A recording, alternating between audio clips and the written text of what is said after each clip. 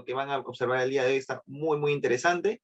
Y sin más ya, sin más que decir, pues una presentación muy, muy, muy, muy grande a un amigo mío, un amigo con el cual he crecido junto. Hemos pasado un montón de cosas y ahora verlo ya en su desarrollo profesional y verlo cómo está desarrollando también investigación científica, dando aportes para el desarrollo de la humanidad, eso es muy gratificante para mí y sin más que decir, muy agradecido de que haya aceptado dar una ponencia en el día de hoy. Pablo, ¿qué tal? Buenas tardes. Para ti ya buenas noches allá en Argentina. ¿Qué tal, Cristian? Buenas noches. Gracias a ti por la invitación y por las palabras de introducción. Gracias también a todo el equipo del capítulo estudiantil que ha elegido y que me ha propuesto para esta charla. Muy, muy agradecido con eso. Sí, acá ya es un poco de noche, ya está un poco oscuro, un poco frío. Y antes de empezar la charla, bueno, como lo dijo Cristian, yo también soy del Callao, que es también el lugar del cual es Cristian, y antes de empezarla quería empezar con un pequeño reconocimiento a una persona que falleció hace poco, que también es del Callao, que es Ricardo Roca, que era una persona que le ponía mucho empeño a lo que es la difusión de la ciencia, a lo que es la promoción y la búsqueda de incentivar vocaciones científicas en los más jóvenes. Entonces vaya como un pequeño homenaje hacia su persona la charla de ahora. Voy a, voy a compartir pantalla, a ver si me deja. Creo que ahí pueden ver lo que yo estoy mirando, Sí, ¿cierto? sí, sí, sí, Pablo, sí. Dale, Perfecto. dale. Bueno, yo les quiero comentar un poco acerca de lo que es la astrofísica de altas energías y cómo a través de, también se conoce como astrofísica relativista, podemos obtener conocimiento del universo y en particular podemos obtener conocimiento de los procesos más violentos que ocurren en el universo. Bueno, yo soy astrónomo, estudié en la Universidad de La Plata y actualmente trabajo en el Instituto Argentino de Radioastronomía, en el grupo de astrofísica relativista y radioastronomía. Entonces yo trabajo directamente en esta área, así que una parte de la charla voy a contar un poco acerca de cómo es la metodología de la investigación en astrofísica relativista. Lo primero que seguramente todos nos podemos preguntar, sobre todo si no hay una ligación directa con la astronomía, es bueno, ¿para qué sirve? ¿No? ¿Para qué sirven las investigaciones astronómicas y de qué manera las investigaciones astronómicas pueden aportarle al conocimiento de la humanidad? Bueno, lo que tenemos para decir en primer lugar es que las investigaciones astronómicas revolucionaron y siguen revolucionando nuestro entendimiento del universo y el lugar que ocupamos dentro del universo. ¿Cuál es nuestro lugar en el mundo? Una de las primeras grandes revoluciones, y quizás una de las más grandes, y seguramente para algunos es la más grande, es el desarrollo de la teoría heliocéntrica.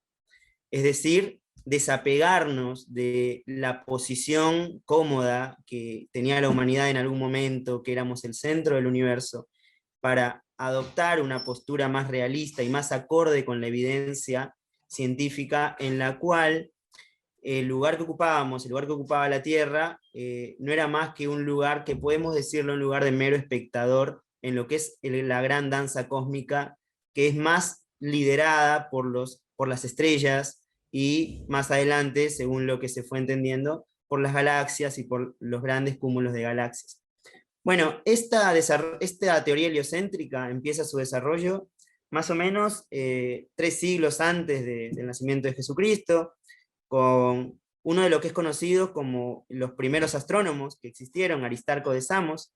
Aristarco vivió gran parte de su vida en Alejandría, y él propuso el primer modelo heliocéntrico. Sin embargo, de todas sus investigaciones no quedó nada. Probablemente sus escritos y sus obras se quemaron en alguno de los incendios que tuvo lugar en la Biblioteca de Alejandría. Sin embargo, sabemos que efectivamente él había propuesto un modelo heliocéntrico debido a las narraciones de Plutarco. Bueno, en su momento eran fuertemente cuestionadas las investigaciones y las propuestas que él hacía, y uno de los pocos que la siguió fue esta persona que está al lado, Seleuco de Seleucia, que nació, bueno, como su nombre lo dice, en Seleucia, que en un lugar muy próximo al Mar Rojo. Se desconoce con precisión cuál es la fecha de su muerte, pero nuevamente, según los trabajos de Plutarco y los relatos de Plutarco, fue la primera persona que, tras adoptar el modelo heliocéntrico, o las ideas heliocéntricas, mejor dicho, propuestas por Aristarco, fue el primero que, a través de un razonamiento, pudo mostrar efectivamente que tenía sentido un modelo heliocéntrico del mundo. Sin embargo, al igual que en el caso de Aristarco, no quedaron registros de su obra, no se sabe cuál habrá sido ese razonamiento, pero lo que podemos sospechar es que tuvo mucho que ver con el trabajo de este tercer personaje que está en esta filmina, Hiparco de Nicea, porque lo que se supone es que Seleuco utilizó la trigonometría que había inventado Hiparco, que era su contemporáneo. Hiparco, por cierto, no estaba de acuerdo con un modelo heliocéntrico del mundo. Él era un defensor de el modelo geocéntrico, como lo fueron muchos grandes personajes a lo largo de la historia y a lo largo de los siglos que van a pasar. Fíjense que estamos más o menos en el año 200 antes de Cristo, y la primera teoría heliocéntrica razonablemente seria la propone recién en el año aproximadamente 1500 Nicolás Copérnico. Nicolás Copérnico, hoy sabemos que fue polaco, en realidad en su momento era prusiano, en la extinta nación de Prusia. Él investigó mucho, él es considerado el precursor de la astronomía moderna, y él desarrolla la primera teoría heliocéntrica. Sin embargo, la obra de Nicolás Copérnico no fue publicada sino hasta el año de su muerte, y de hecho fue incluida en lo que se conoce como el índice de libros prohibidos, que había catalogado la Iglesia Católica en su momento, y que fue hasta relativamente muy reciente que, digamos, dio de baja ese índice de libros prohibidos. Bueno, quien adopta las ideas de Copérnico fue este astrónomo italiano que está al lado, Galileo Galilei, que todos conocemos, digamos, la disputa que tuvo con las autoridades de la Iglesia a raíz de la presentación de sus investigaciones acerca del movimiento que tenía la Tierra a lo largo de su trayectoria en el sistema solar.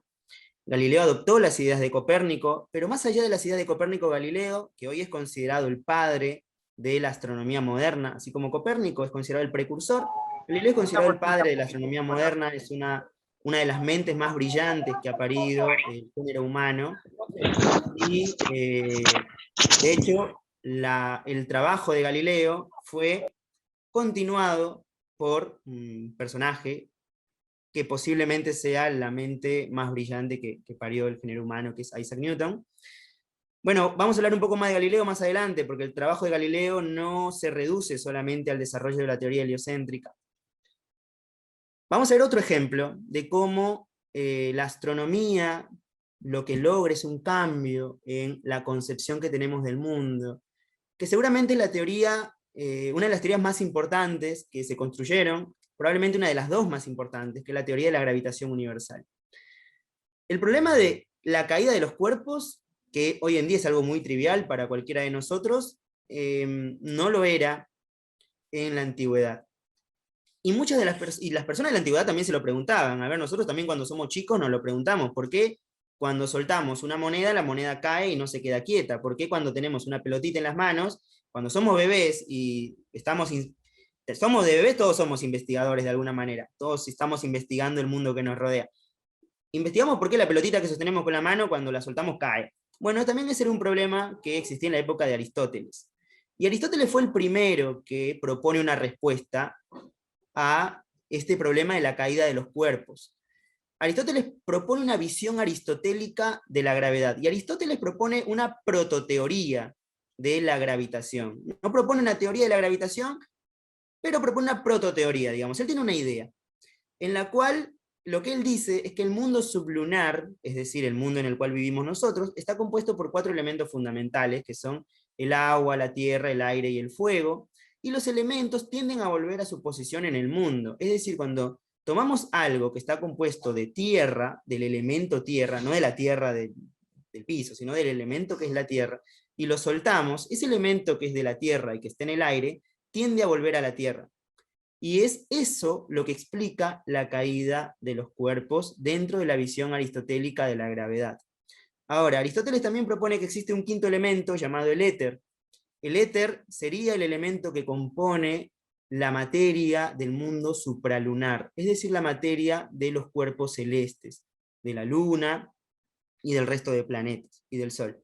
Ahora, lo que él propone es que el éter era un material que dotaba de perfección a los cuerpos celestes. Él explicaba que era debido a que los cuerpos celestes no estaban compuestos de los 4 elementos que sí están compuestos en el mundo sublunar, sino de éter, que esos cuerpos eran perfectos. Y por eso, por ejemplo, la Luna era perfecta, era una esfera perfecta. Bueno, fíjense que esta visión de la gravedad Aristóteles la propone más o menos en el año 300 a.C. Es una visión que prevalece por muchos siglos. Prevalece más o menos hasta el año 1500, que es cuando Galileo hace sus experimentos con los cuales él tira por tierra la visión aristotélica de la gravedad. Hay un experimento muy famoso que en realidad es parte de un mito. Hoy en día creemos que es un mito porque no hay registros oficiales acerca de que efectivamente Galileo, desde lo alto de la Torre de Pisa, haya dejado caer cuerpos y haya verificado que caen al mismo tiempo. ¿Por qué? ¿Por qué hizo esto Galileo? Porque una de las ideas de Aristóteles era que los cuerpos más pesados caen más rápido, lo cual es, digamos, razonable.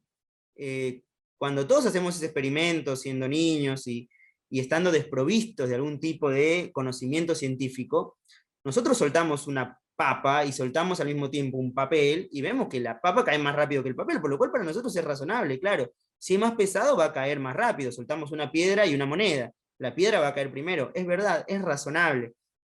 Ahora, Galileo lo que hace en realidad, lo que hoy consideramos que en realidad hizo, fue un experimento mental. Y lo que pensó fue lo siguiente: si dos cuerpos caen de manera diferente según el peso que tengan, vamos a suponer que tenemos un cuerpo muy masivo atado a una cuerda con un cuerpo menos masivo. ¿Qué es lo que va a pasar? Cuando lo soltamos, por ejemplo, desde lo alto de la Torre de Pisa, el cuerpo más masivo va a caer más rápido que el cuerpo menos masivo.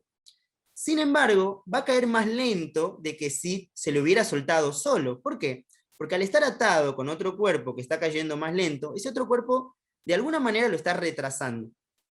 Por lo tanto, ese sistema compuesto por un cuerpo muy masivo y un cuerpo poco masivo va a caer de una manera más lenta a que caería el cuerpo más masivo si se soltara en soledad. Ahora, esto suena muy razonable. Sin embargo, esto entra en contradicción con la teoría, con el modelo de Aristóteles. ¿Por qué? Porque si lo consideramos como un solo sistema, el cuerpo más masivo y el cuerpo menos masivo, la masa total es más grande que la masa de cada uno individualmente. Por lo tanto, como la masa total es más grande que las masas individuales, ese sistema debería caer más rápido de lo que cae el objeto más masivo o el objeto menos masivo individualmente. Y en el razonamiento de Galileo eso no pasaba. Por lo tanto, había entrado en una contradicción. Por lo tanto, algunas de las hipótesis de partida debían ser falsas. Y la hipótesis que debía ser falsa era la visión aristotélica de la gravedad. En realidad lo que debía pasar es que tanto el cuerpo más liviano como el cuerpo más pesado deberían caer al mismo tiempo. Esto, por supuesto, ocurre en el vacío. No ocurre en condiciones normales, cuando soltamos algo en la Tierra, porque está la resistencia del aire. Sin embargo, esto fue mostrado en la Luna por unos astronautas. Miremos, por ejemplo, en la cual ellos sueltan el martillo y la pluma.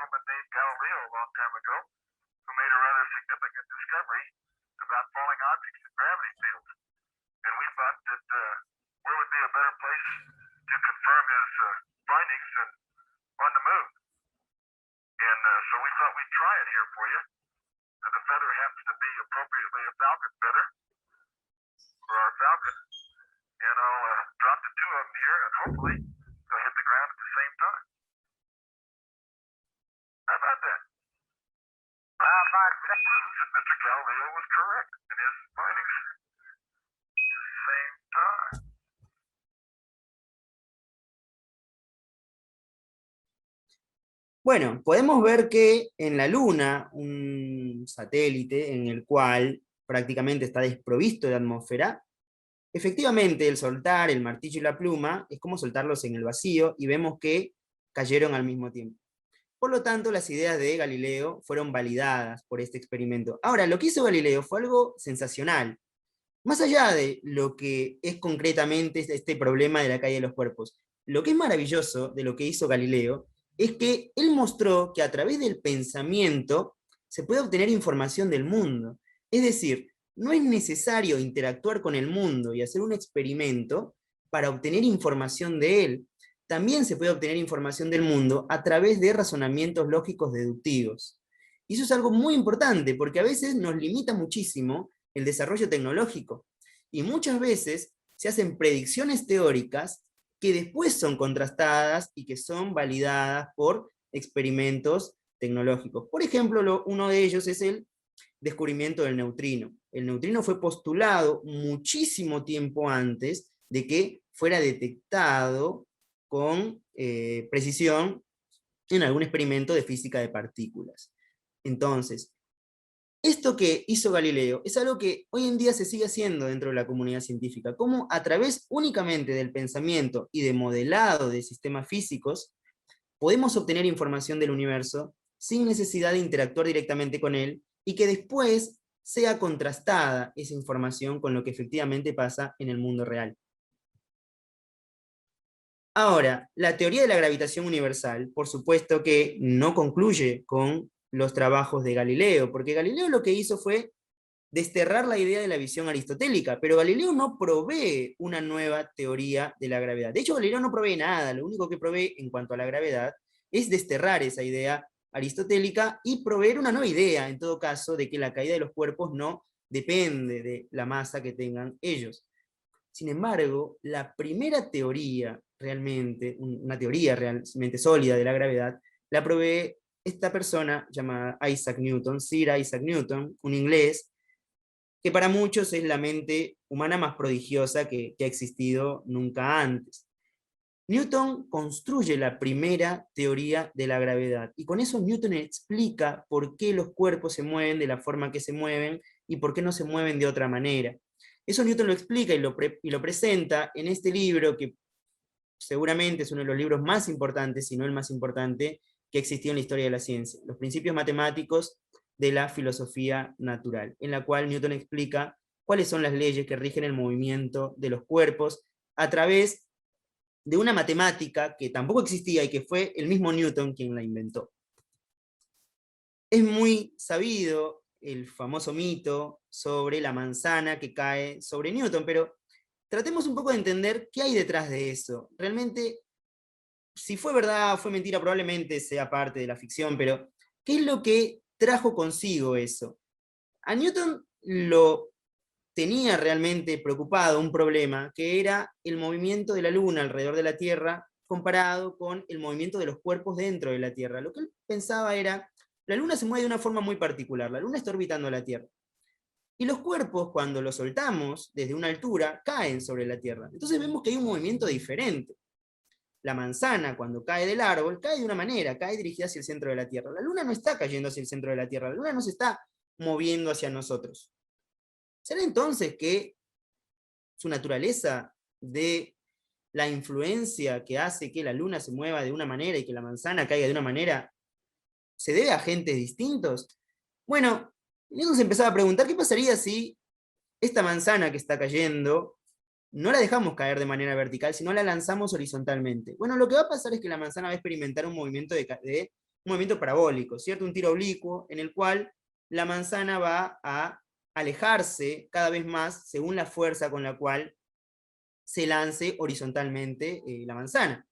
Ahora, esa velocidad que se le puede impregnar a la manzana puede ser arbitrariamente grande, y eventualmente lo que puede llegar a pasar, y aquí está el genio de Newton, es que la manzana, si es lanzada con una velocidad lo suficientemente grande, termina orbitando a la Tierra. Es decir, la manzana no caiga sobre la Tierra y termine describiendo un movimiento circunferencial alrededor de ella. ¿Y no es eso lo que hace la Luna? Entonces, lo que termina concluyendo Newton es que en realidad la Luna también está cayendo sobre la Tierra. Lo que pasa es que la naturaleza del movimiento es diferente al movimiento que hace la manzana al desprenderse del árbol.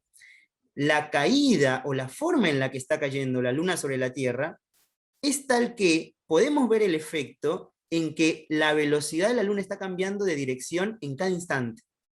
Y es de esa manera que la Luna está cayendo sobre la Tierra. Si una manzana también fuera lanzada con una velocidad lo suficientemente grande para entrar en órbita respecto a la Tierra, pasaría lo mismo. Y por lo tanto, lo que hace con esto Isaac Newton, con este experimento mental, es entender que la gravedad es una influencia que se propaga a lo largo de todo el universo. Es decir, la gravedad no solamente afecta a los cuerpos que están en la Tierra, también afecta a la Luna. Y afecta también a todos los objetos que estén en el universo. Es decir, Newton encuentra una primera noción de que la física es la misma en todo el universo. La física en la Tierra es la misma que la física en Marte, y por eso hoy podemos mandar sondas espaciales a Marte, y por eso podemos tener la certeza de que aplicando las mismas leyes de la física que ocurren en la Tierra, también va a tener un mismo comportamiento en Marte, debido a que las leyes de la física son las mismas. Es decir, con la universalidad de la gravedad, lo que logra Newton es unir los cielos y la tierra. Otro ejemplo de una gran revolución que hace la astronomía en el pensamiento humano y en la vida diaria de la humanidad es una superación de la teoría de la gravitación universal que propone Newton. Es la teoría de la relatividad general que propone este físico Albert Einstein, seguramente una de las personas más conocidas en todo el mundo. Einstein resuelve un problema que no había resuelto Newton, porque Newton lo que encuentra es que, proponiendo que existe la gravedad, se puede explicar el movimiento de los cuerpos. Pero Newton nunca logra dar una noción, al menos no se sabe, no hay referencia que lo haya hecho, dar una noción de qué cosa es la gravedad y de dónde sale la gravedad, cómo emerge la gravedad, de dónde surge. ¿La gravedad es una propiedad de los cuerpos son los que tienen la gravedad está atada a la Tierra? ¿De dónde sale la gravedad? Bueno, esa es una respuesta que sí la dio Albert Einstein. Albert Einstein propone que la gravedad en realidad es un efecto. Es un efecto que se explica a través de la geometría que tiene el espacio-tiempo. Einstein propone que, según la geometría del espacio-tiempo, puede o no existir gravedad. Si el espacio-tiempo es completamente plano, la gravedad no existe. Y si el espacio-tiempo está curvado, aparece la gravedad. Ahora, como toda la materia está destinada a propagarse en el espacio-tiempo, que es un espacio de 4 dimensiones, inclusive la luz, también tiene que propagarse en el espacio-tiempo, como el espacio-tiempo tiene regiones en las cuales está curvada, entonces también la materia, y la luz en particular, van a recorrer trayectorias curvas. Y el recorrer trayectorias curvas es lo que en la teoría newtoniana se conocía como influencia de la gravedad. La gravedad curvaba la trayectoria de los cuerpos al atraer cuerpos menos masivos con cuerpos más masivos. Bueno, acá lo que se hace es dar una idea de quién es el que tiene la gravedad. Digamos, la gravedad en realidad no la tienen los cuerpos, en realidad la gravedad no la tiene nadie, porque la gravedad pasa a ser un efecto de la geometría, del espacio y el tiempo. Es interesante que Einstein, en su primer trabajo, en el cual él presenta la relatividad especial en 1905, recordemos que la relatividad especial que propone Einstein aparece para resolver un problema de la física clásica, en el cual, bueno, también se había conjeturado la existencia del éter y que existía el problema de que las ecuaciones de las ondas electromagnéticas no eran invariantes en todos los sistemas de referencia, y con este nuevo modelo de Einstein sí lo son. Bueno, Einstein nunca define qué cosa es el espacio-tiempo. Lo usa, pero no lo define. Y seguramente una de las presentaciones más brillantes de lo que es el espacio-tiempo la da esta persona, que es Minkowski. De hecho, cuando el espacio-tiempo es plano, se conoce como un espacio-tiempo de Minkowski. Y Minkowski, ante una asamblea de lo que son las ciencias físicas y las ciencias naturales en Alemania en el año 1908, él presenta por primera vez lo que es el espacio-tiempo con esta frase. Él lo que dice es: caballeros, bueno, en ese momento en la asamblea no había ninguna mujer, por eso es que él se dirige a todos como caballeros.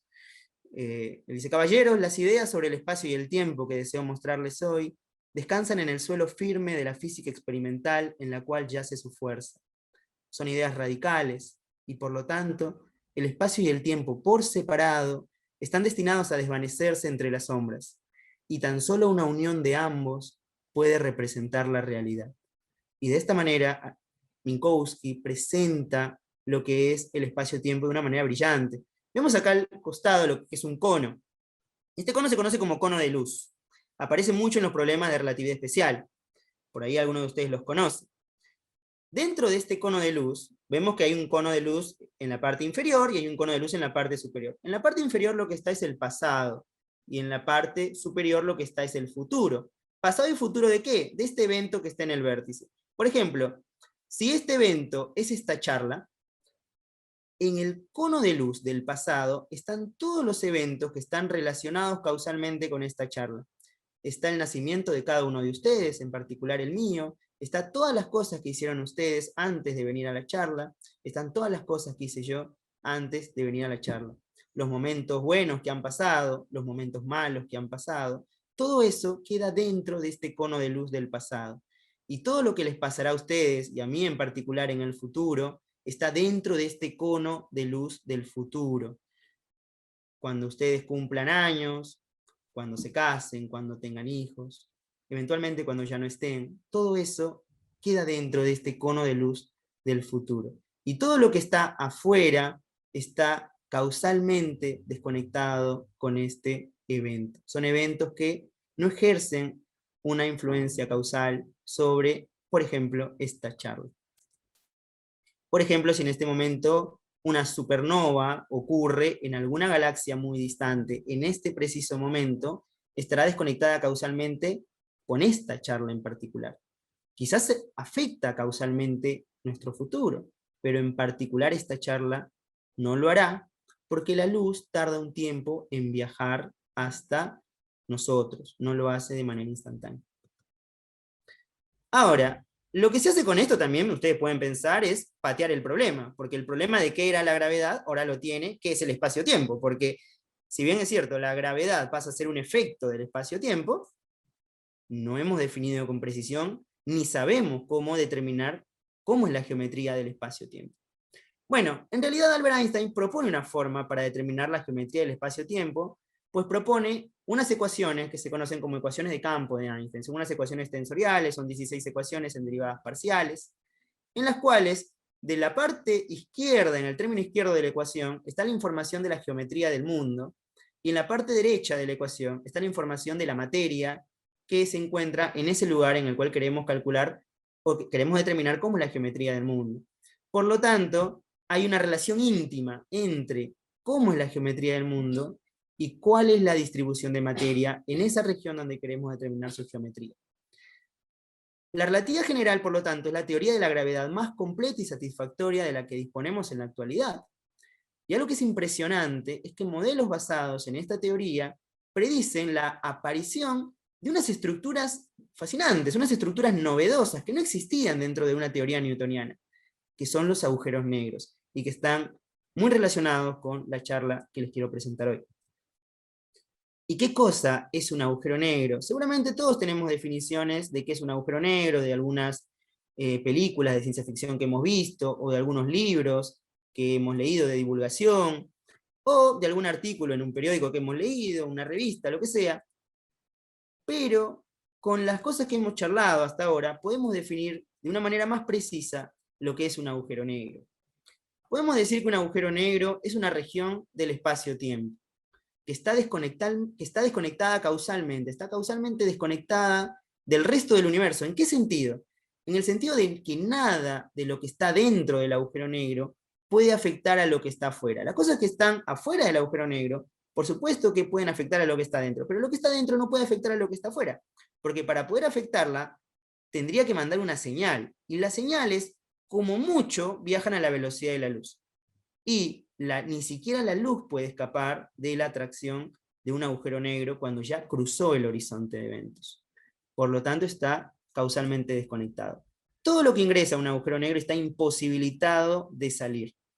Y la superficie imaginaria que delimita, que ejerce como frontera de un agujero negro se conoce como horizonte de eventos o también llamada horizonte de sucesos.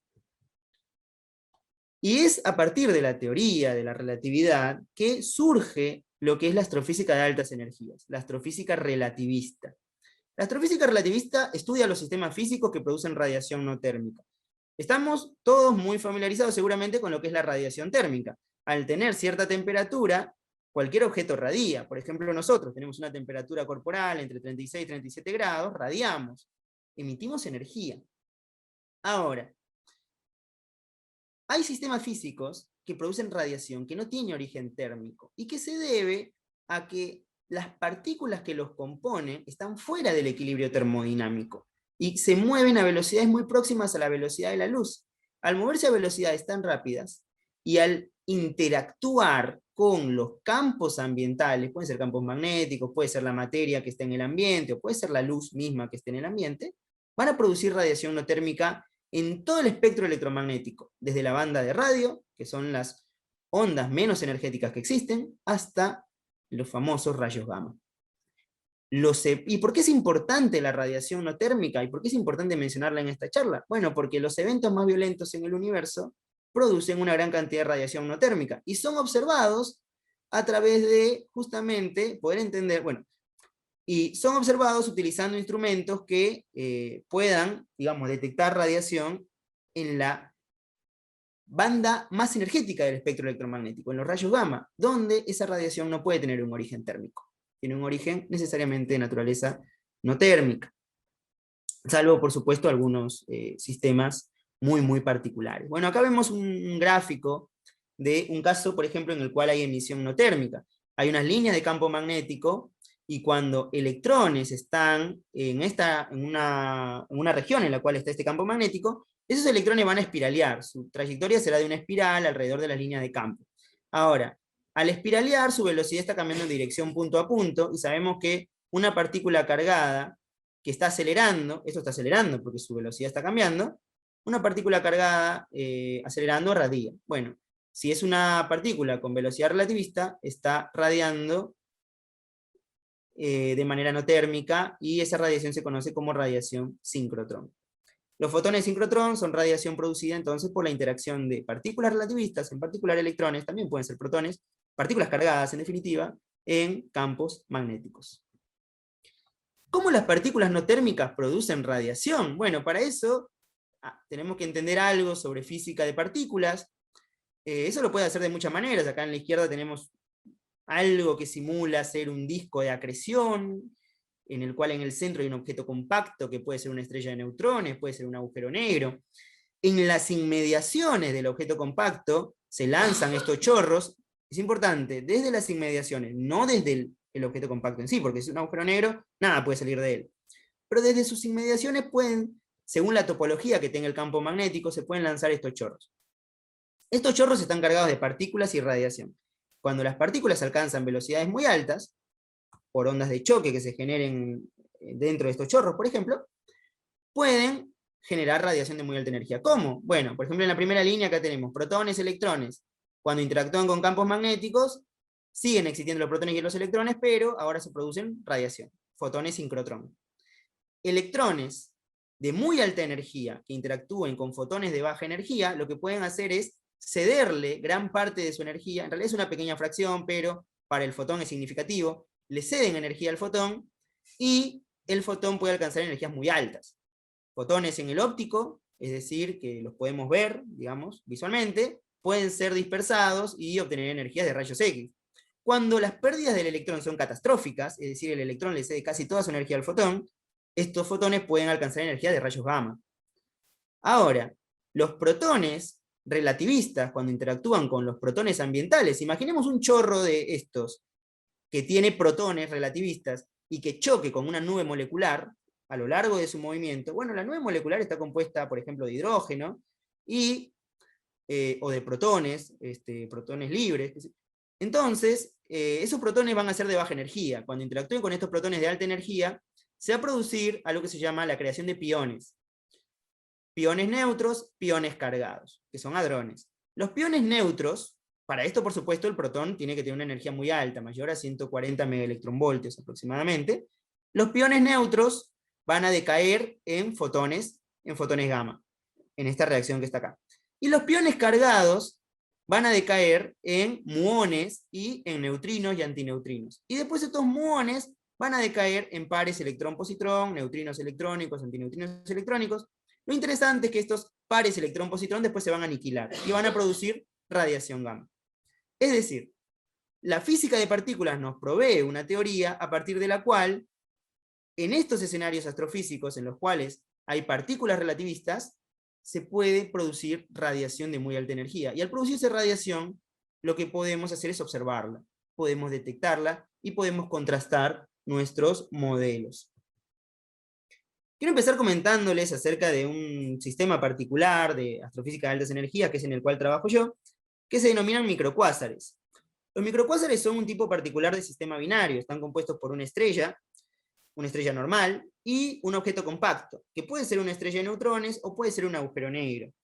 Cuando la separación entre ellos es tal que el agujero negro puede empezar a devorar materia de la estrella, porque la estrella se ha expandido lo suficiente hasta llenar una superficie que se denomina el lóbulo de Roget, a partir de la cual material de la estrella empieza a ser atraída más gravitacionalmente por el agujero negro que por la estrella misma.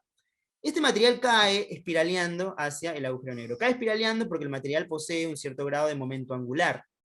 Ahora, el material cuando va cayendo, va formando un disco. Y a medida que la materia se va aproximando cada vez más al objeto compacto, va calentándose y va obteniendo temperaturas más altas. Ahora, en particular en las inmediaciones del objeto compacto, las temperaturas son lo suficientemente altas como para poder observar este disco en rayos X.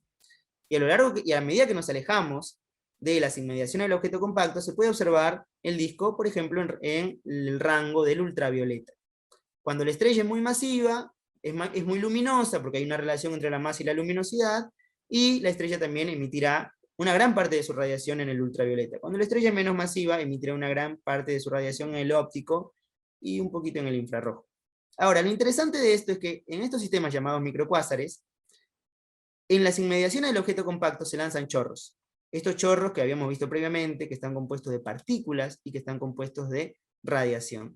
Ahora, esto no es una representación puramente ficticia, esto existe. Por ejemplo, a la derecha tenemos una detección de un microcuásar muy famoso, Cygnus X3, que fue tomado con el satélite espacial Fermi, que es un observatorio de rayos gamma que se encuentra en el espacio.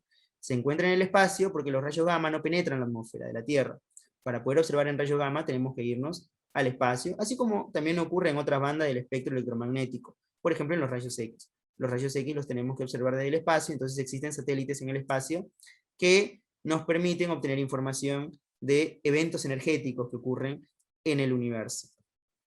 ¿Cómo es la metodología de investigación en la astronomía de altas energías? Bueno, les quiero dar una aplicación particular de un trabajo que yo hice el año pasado, en el cual investigamos un microcuásar galáctico llamado SS433. Es un microcuásar muy interesante, está compuesto por una estrella donante y un objeto compacto que muy probablemente sea un agujero negro, todavía no está del todo muy claro, no es fácil, no es trivial distinguir si es un agujero negro o es una estrella de neutrones, el objeto compacto. Es interesante que tanto la estrella como el objeto compacto están embebidos, están sumergidos en una especie de disco extendido, que lo que creemos es que ese material provee de un viento, es decir, de material eyectado desde el disco. El disco está constantemente erupcionando material de manera ecuatorial y ese material termina sumergiendo al objeto compacto y a la estrella. Es interesante que la estrella, por ejemplo, de este microcuásar no se ha observado, no hay una observación directa de la estrella. Tampoco hay una observación directa ni siquiera del disco de acreción. Se supone que existen y que este es un microcuásar porque las características son las esperables de un objeto conocido como microcuásar. Es un objeto que está a una distancia al Sol de 5.5 kiloparsecs y, bueno, como les decía, el objeto compacto probablemente se trate de un agujero negro de alrededor de 10 masas solares, más o menos. Este objeto ha sido observado en la banda de radio y en la banda de los rayos X.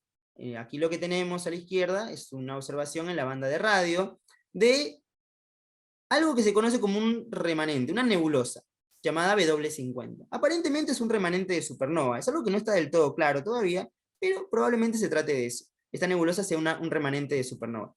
Este remanente de supernova tendría a SS433 en su centro. Y fíjense que tiene un aspecto alargado, ¿verdad? Ese aspecto alargado se debe a que son los chorros del microcuásar los que están alargando a la nebulosa. Entonces tenemos una imagen que muestra directamente la influencia que ejerce un microcuásar sobre su entorno. Ahora, este mismo objeto ha sido observado en la banda de los rayos X, y se encontró que justamente en las regiones de interacción entre esos chorros y la nebulosa, se producen spots, es decir, regiones de emisión localizada de rayos X. Donde hay emisión en radio, también se presenta emisión en rayos X. Entonces, lo que se hizo en estos trabajos, fue conjeturar que el mismo agente que produce la emisión en radio es el que produce la emisión en rayos X. Ese tiene que ser un agente, según lo que se estudió, de naturaleza no térmica. Serían electrones que son acelerados en esta región terminal del jet, lo cual es esperable, porque en la región donde el jet se frena, lo que se espera es que se generen ondas de choque. Las ondas de choque aceleran partículas hasta velocidades relativistas, en algunos casos particulares, y esas partículas aceleradas, al interactuar, por ejemplo, con los campos magnéticos ambientales, producen radiación sincrotrón. Esa radiación sincrotrón genera una gran parte de emisión en radio, pero también genera emisión en rayos X. Por lo tanto, es el mismo agente el que ha sido observado en dos bandas distintas del espectro electromagnético. Ahora, recientemente, año 2018-2019, lo que se detectó por la colaboración Hawke fue radiación gamma de muy alta energía, es decir, radiación gamma de fotones del orden del teraelectronvoltio, 10 a la 12 electronvoltios, justamente que estaban espacialmente localizadas de manera coincidente con esas regiones de emisión en rayos X y en radio. Es decir, esa población de partículas relativistas también podría ser el agente que explique esta emisión en rayos gamma. ¿Está bien? Este es un gráfico tomado de este trabajo de Avicii-Cara del 2018, en el cual lo que se muestra es la significancia estadística. Vemos que hay una significancia de hasta 5 sigmas, lo cual en estadística lo que nos muestra es que hay evidencia sólida, de que evidentemente está espacialmente coincidente las regiones de emisión con las regiones E1, E2, BW1, BW2, que son estas, los spots de la emisión en rayos X. Y en este trabajo lo que se propuso es que son los mismos electrones relativistas los que explicarían todo, la emisión en radio, la emisión en rayos X y la emisión en gamma. El trabajo que nosotros hicimos el año pasado fue mostrar que no era necesario conjeturar que sean solamente electrones los responsables de todo, porque si también hay una aceleración de protones, es decir, pasamos de un modelo puramente electrónico a un modelo leptohadrónico, porque los protones son hadrones, también podemos explicar la misma observación. Bueno, para eso tenemos esta representación gráfica, tenemos acá los chorros, los jets, esta es la región de aceleración de partículas, que está a una cierta distancia del agujero negro, se mueven con cierta velocidad, que es casi 0.3 la velocidad de la luz. Esta es la potencia cinética que tiene el jet, nosotros conjeturamos estas potencias para los protones y electrones, y estos son los campos medidos, el campo magnético y la densidad de materia. Y vemos que con este modelito también podemos explicar la misma observación. Quiero contarles un poco acerca de la metodología del trabajo. ¿Cómo es que se hace esto? Bueno, lo primero que se tiene que hacer una vez de que se postula cuáles son las partículas relativistas que van a estar radiando en esta región, lo que se tiene que hacer es un análisis de las escalas temporales de enfriamiento, aceleración y escape de las partículas, porque en la región de aceleración, las partículas no solamente se aceleran, estas curvas de acá, que son curvas grises, punteadas, nos muestran las escalas temporales de aceleración. También se enfrían, todas las otras curvas de colores son las escalas temporales de enfriamiento, y esta curva azul en particular es una escala temporal de escape, de que las partículas se escapen sin acelerarse y sin enfriarse, directamente se escapen de la región. Bueno, lo que está más arriba es lo que domina. Vemos que a bajas energías, a energía del orden del megaelectronvoltio, el megaelectronvoltio es la energía del electrón en reposo aproximadamente, 0.5, más o menos 0.5 megaelectronvoltios es la energía del electrón en reposo. Bueno, vemos que domina la aceleración. Las partículas se aceleran más rápido de lo que se enfrían. A medida que se incrementa la energía, cada vez la escala temporal de aceleración es más parecida a la escala temporal de enfriamiento. Y llegamos a cierta energía, acá, en la cual las curvas se cruzan. Cuando las curvas se cruzan, quiere decir que el tiempo que le tarda una partícula en acelerarse es el mismo tiempo que le tarda en enfriarse. Y a partir de aquí, las partículas se enfrían más rápido de lo que se aceleran, por lo tanto no pueden acelerarse más, en realidad. Por lo tanto, esto lo que nos indica es la energía máxima que alcanza nuestra población de partículas. Esto lo hicimos para electrones y para protones, y encontramos que son energías realmente altas dentro de nuestro modelo. Energía del orden de 10 a la 15 electronvoltios. Un petaelectronvoltio para electrones y del orden de 30 petaelectronvoltios para protones. Vemos que para electrones domina el enfriamiento adiabático. El enfriamiento adiabático es similar a lo que pasa con un globo. Un globo lo vamos inflando y en su expansión el globo se enfría. Bueno, lo mismo va a pasar con las zonas en las cuales están estas partículas relativistas. Estas zonas se tienden a expandir y al expandirse también se enfrían. Bueno, vemos que lo que domina son esas pérdidas adiabáticas y después dominan estas pérdidas sincrotrón de las que habíamos hablado antes. En cambio, los protones siempre dominan las pérdidas adiabáticas o el escape de protones, es decir, que se escapen, más rápido de lo que se enfríen. Los protones se escaparían más rápido sin enfriarse, cuando ya alcanzan ciertas energías. Una vez que tenemos la energía máxima de las partículas, lo que tenemos que hacer es resolver una ecuación de transporte, que básicamente es la ecuación de Boltzmann. Seguramente ustedes la conocen, si han llevado un curso de mecánica estadística o un curso de termodinámica, saben que existe una ecuación de Boltzmann, lo que nos determina cuál es la función de distribución de partículas. Bueno, nosotros lo resolvemos considerando las pérdidas, considerando el escape de las partículas, y la solución analítica de esta ecuación de transporte es esta otra ecuación, que debe ser resuelta de manera numérica. Tienen en cuenta los tiempos de enfriamiento, de todos los procesos de enfriamiento que consideramos, y tienen en cuenta esta Q, que es una función de inyección de partículas, la cual, en general, para un mecanismo de aceleración, se considera una función de tipo ley de potencias. La energía elevado a la menos una potencia. Y utilizamos en este trabajo este índice espectral 1.9, el cual es bueno, está en acuerdo, digamos, con los mecanismos de aceleración por shocks difusivos, por ondas de choque difusivas. Bueno, al resolver numéricamente esta ecuación obtenemos lo que se conoce como el espectro de las partículas. Vemos que a bajas energías hay muchas partículas y a altas energías cada vez hay menos partículas. Acá vemos un cambio en la pendiente del espectro, y ese cambio en la pendiente se debe a que hay un cambio en el mecanismo de enfriamiento de las partículas. Es decir, este cambio en el mecanismo de enfriamiento repercute en el espectro de las partículas. Y aquí pasa lo mismo para los protones. Bueno, y una vez que tenemos el espectro de las partículas, es decir, ya sabemos las partículas enfriadas, qué distribución tienen en energía y en volumen, lo que podemos hacer es calcular el flujo que se produce en cada proceso radiativo, en sincrotrón y en los demás, para poder eso compararlo con las observaciones y ver en definitiva si nuestro modelo sirve o si no sirve para nada. Entonces nosotros lo comparamos con las observaciones y encontramos esto. Fíjense que en radio, nuestro modelo entra dentro de la barra de error, en la parte, esta es una curva de emisión sincrotrón. En la parte de rayos X, también, más o menos coincidente en la barra de error, después hay una parte que no la podemos mapear, puede ser que haya procesos que no estamos considerando, puede ser que haya algún mecanismo de emisión térmico que esté detrás, pero lo que es interesante es que en la banda de emisión gamma, esta curva roja es una curva de origen hadrónico, son los fotones producidos por el decaimiento de piones neutros. Yo les había comentado hace rato que los piones neutros producen fotones, y estos piones neutros provienen de interacciones de protones relativistas con protones térmicos. Vemos que esta curva de origen hadrónico puede explicar, está dentro de la barra de error de lo que detectó la colaboración Hawking. Estos puntos amarillos lo que son límites superiores.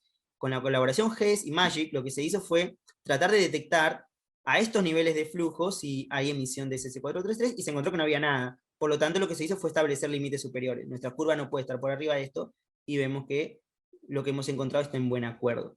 Por lo tanto, lo que mostramos en este trabajo que publicamos en el boletín de la Asociación Argentina de Astronomía en este año, es que podemos relajar la hipótesis de un modelo leptónico para explicar las observaciones de este microcuásar, y lo que se puede utilizar es un modelo leptoadrónico, con algunas características muy particulares. Si quieren después podemos charlar al respecto. Pero bueno, este es un ejemplo de cómo, modelando algo, después lo podemos contrastar con la realidad. A partir de representaciones conceptuales, después lo podemos contrastar con las observaciones y ver si realmente eso ocurre en el mundo. Bueno, otro tipo de fuentes astronómicas que producen radiación de muy alta energía son los quasars. Los quasars son muy parecidos a los microquasars, solamente que tienen como diferencia que el objeto compacto va a ser un agujero negro supermasivo, como el que tenemos en el centro de la galaxia, Sagitario A. También lo rodea un disco de acreción, pero ese disco de acreción no se alimenta de una estrella donante, sino que se alimenta del medio interestelar que se encuentra en las inmediaciones del agujero negro, y también, por supuesto, de todas las estrellas que estén en el entorno. También se lanzan poderosos chorros que alcanzan escalas espaciales mucho más grandes que las que alcanza un microquasar. Acá vemos una imagen tomada con el telescopio espacial Hubble de este sistema, ha sido tomada en el óptico. Otras fuentes de emisión no térmica son las llamadas colliding wind binaries, que son binarias con vientos colisionantes, sería la traducción en el español. Encontramos que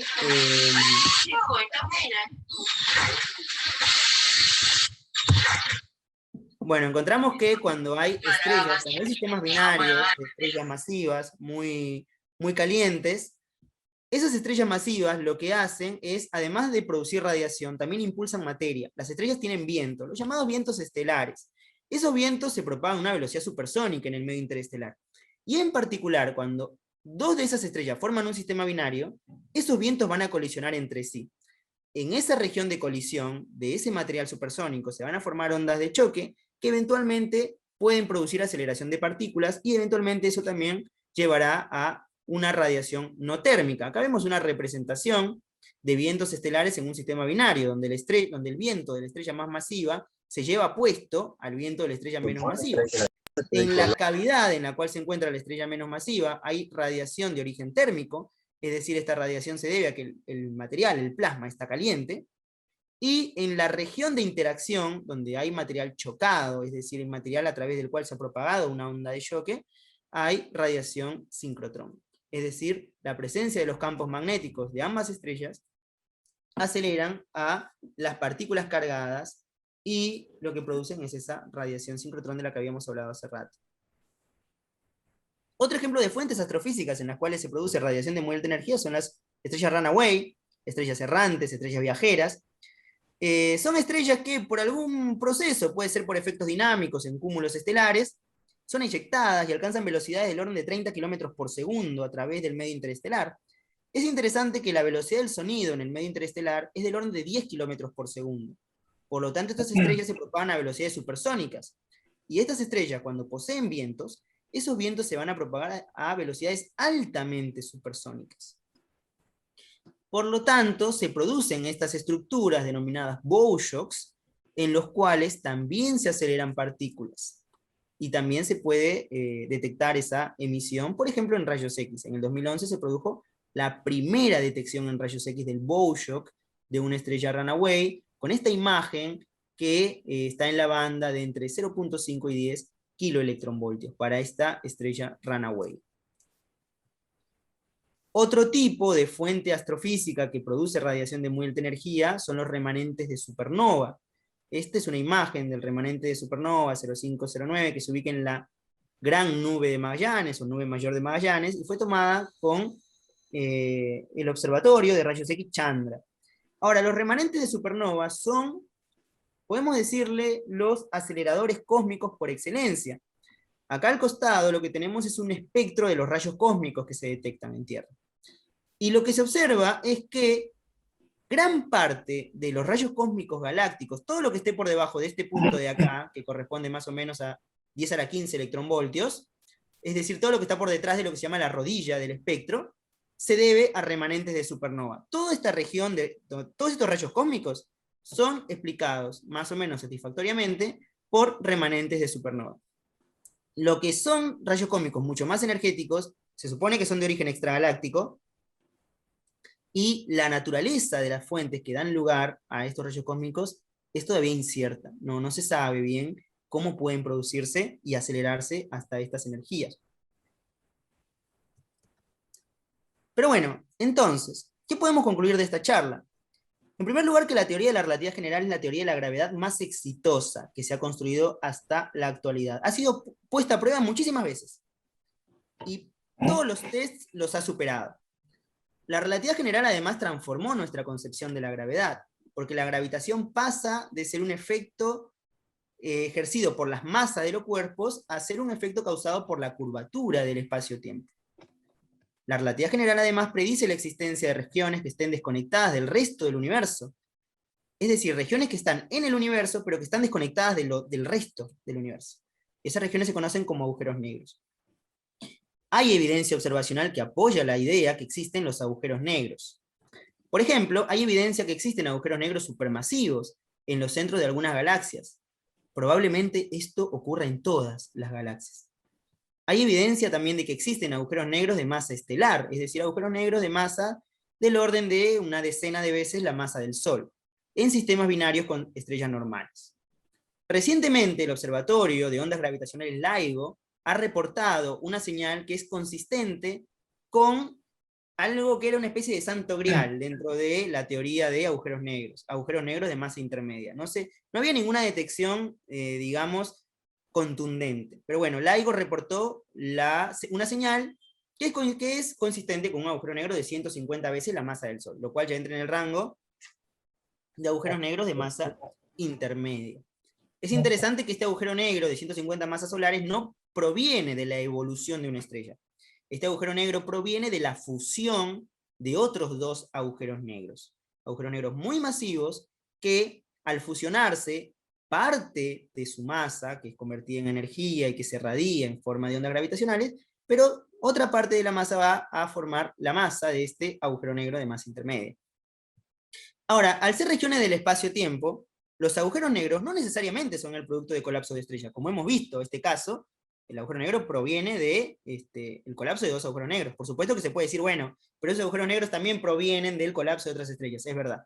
Sin embargo, se cree que pudo haber existido una población de agujeros negros previa a la primera generación de estrellas, es decir, previa a la formación de las primeras estructuras. Esos agujeros negros se denominan agujeros negros primordiales y se formaron debido a las condiciones tan extremas que ocurrían en lo que era el universo en la etapa inflacionaria, si es que la etapa inflacionaria realmente existió. En escenarios astrofísicos, los agujeros negros están íntimamente vinculados a procesos de emisión de radiación de muy alta energía, como hemos visto, y la aceleración de partículas hasta velocidades muy altas. Por lo tanto, lo que podemos concluir es que en el universo los agujeros negros son baterías cósmicas. Sin embargo, a pesar del rotundo éxito que tiene la teoría de la relatividad general, debemos decir algo que Einstein ya sabía, que su teoría es incompleta, porque hay regiones en las cuales no es aplicable. Por ejemplo, en la singularidad de los agujeros negros. En la singularidad de los agujeros negros, la curvatura del espacio-tiempo es infinita. Y que sea infinito no quiere decir que es muy grande. Algo que cuando en el desarrollo de la investigación una cuenta nos da infinito, no quiere decir que la teoría predice algo muy grande. Lo que quiere decir es que la teoría es inaplicable en esa región. Los infinitos son fronteras de aplicación de la teoría. En particular, la singularidad de los agujeros negros es una frontera de la teoría de la relatividad general. Y eso es todo en esta charla. Bueno, muchas gracias por la atención.